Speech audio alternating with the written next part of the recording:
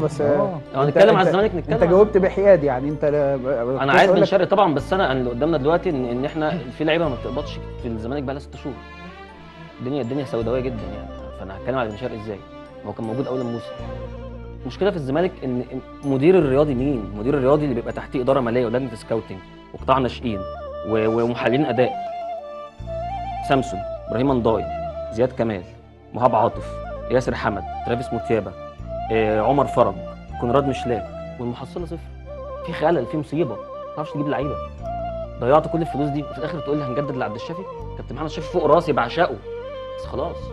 زي ما انا بعشق شيكابالا، بعشقهم اساطير، بس خلاص.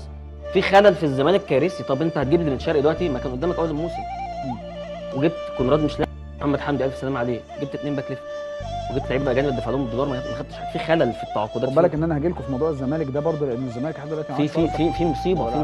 اشهر الصفقه اللي الزمالك كان عايز ياخدها اللي هو احمد رضا الاهلي صاحب من النوم جابها. حضرتك شايف يا كابتن الاسامي اللي انا قلت لحضرتك دي كام لعيب جبتهم غلط ما استفدتش منهم؟ في مصيبه. لا في حد ماسك ملف الصفقات بيتصرف غلط خالص.